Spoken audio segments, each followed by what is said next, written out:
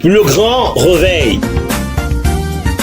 pour la pluie de l'arrière-saison, pour la dernière grande moisson, pour le retour imminent du Seigneur. Réveille-toi, réveille-toi.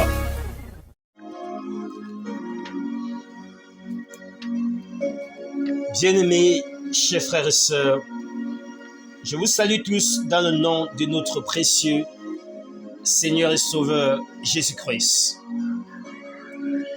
Bien sûr, nous continuons notre étude autour de l'esprit de sorcellerie. Vous savez, connaître et embrasser la vérité est la base biblique de notre liberté en tant qu'enfant de Dieu. Ceux qui aiment la vérité et acceptent la vérité sont des personnes heureuses et libres.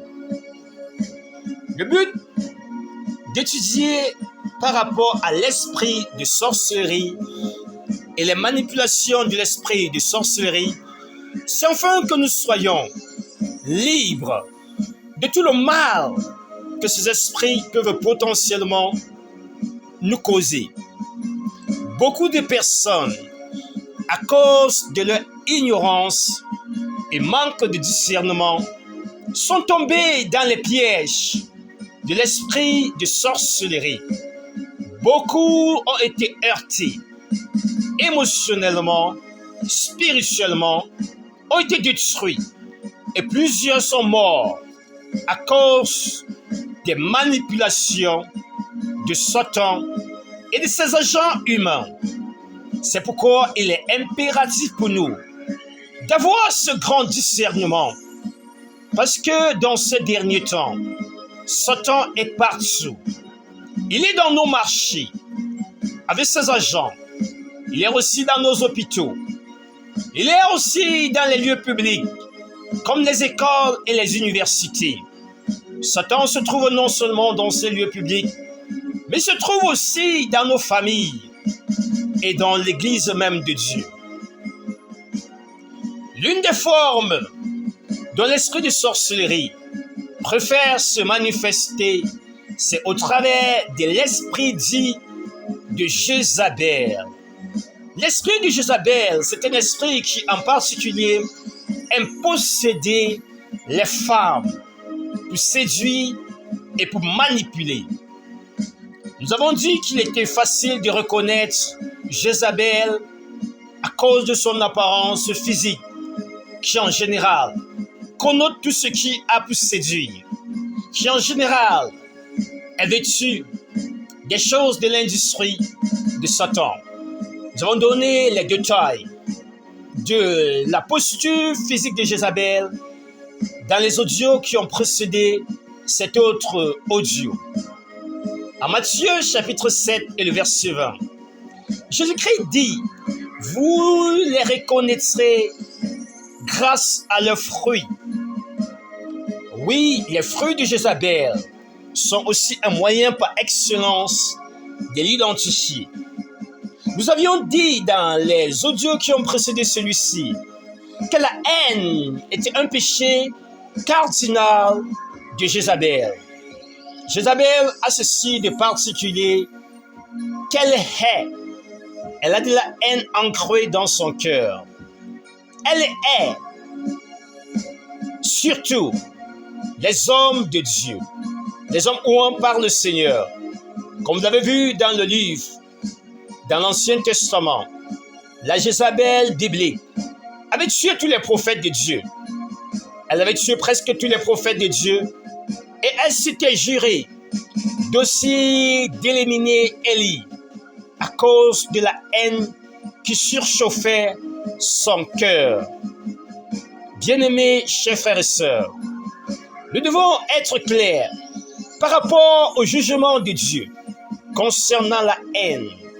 La Bible dit dans le livre de 1 Jean chapitre 3 et le verset 13 que celui qui hait son frère est un meurtrier.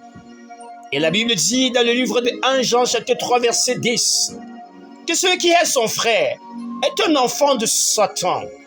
Et la Bible dira dans 1 Jean 2 et le verset 9 que la haine est dans le cœur de celui qui demeure dans les ténèbres.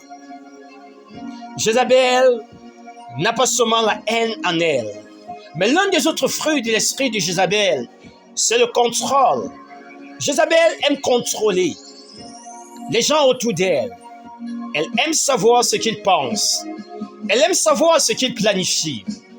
Elle veut être au contrôle des pensées des gens autour d'elle. Parce que Jézabel veut que ses pensées prévalent. Jézabel veut être au contrôle de toutes choses. Jézabel a un esprit qui aime dominer.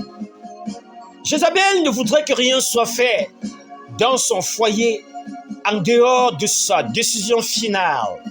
C'est pourquoi, quand une femme est possédée de l'esprit de Jézabel, elle ne se soumettra pas à son mari. Elle sera rebelle aux décisions de son mari. Lorsque la femme Jézabel a réussi à épouser des hommes, comme un président, comme un gouverneur, comme un pasteur, elle voudra régner au travers de cet homme. L'homme sera simplement apparent, un figurant. Mais au fond, c'est par ses propres pensées, c'est par sa propre volonté que cet homme dirigera le peuple qui lui est soumis. C'est comme ça que l'esprit de Jézabel se manifeste. Parce que c'est un esprit de contrôle. Le verset biblique que Jézabel hait le plus, c'est Éphésiens 5 et le verset 24. En Éphésiens 5 et le verset 24, la Bible dit que la femme doit être soumise à son mari en toutes choses. Parce que Jézabel est une femme orgueilleuse. Elle ne supporte pas la soumission. Au contraire, son mari doit être soumis à toutes ses volontés. Jézabel utilisera les pleurs. Jézabel utilisera la colère. Jézabel utilisera les disputes et toutes ces sortes de choses pour manipuler son mari et pour s'assurer qu'en fin de compte, sa volonté soit faite.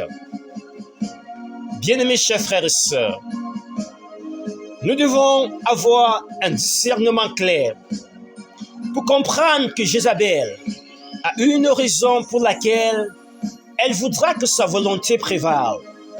Parce que Jézabel voudrait te sortir du plan de Dieu. Parce que Jézabel ne voudrait pas que la volonté de Dieu prévale. Jézabel ne voudrait pas que tu marches dans les voies de Dieu.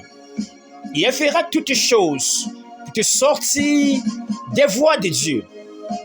L'une des armes que Jézabel va constamment utiliser dans un foyer est l'arme de la discussion. La discussion constante.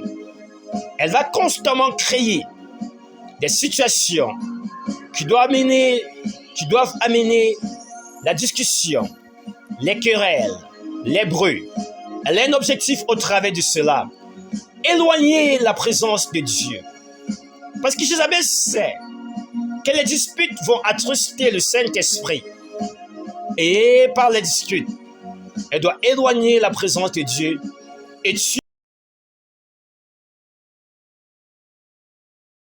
l'onction, afin que la mission qu'elle veut accomplir lui soit facile. Bien-aimés chers frères et sœurs, je voudrais que le Seigneur, dans sa grande miséricorde, ouvre les yeux de notre entendement, les yeux de notre cœur, et qu'il nous accorde la grâce de discerner quand l'esprit de Jézabel est à l'œuvre, et surtout qu'il nous accorde la grâce de ne pas nous laisser manipuler en tant qu'homme de Dieu, en tant que leader à quelque niveau que ce soit, par l'esprit de Jézabel, qui veut prendre la place et l'autorité de l'homme, que ce soit dans le foyer, que ce soit à l'église. Que le Seigneur bénisse notre entendement. Reste connecté à ce canal parce que comme le temps passera, le Seigneur nous donnera d'aller en profondeur dans les fruits de la femme Jézabel, afin que connaissant ces fruits, tu la discernes et que tu saches te tenir à l'écart de ces manipulations, afin de ne pas être détruit, afin de ne pas être détourné du plan de Dieu. Le vase humain par lequel le Seigneur nous amènera ses enseignements est son serviteur, l'apôtre Barthélemy Charles Meudjé, au nom de Jésus-Christ. Amen.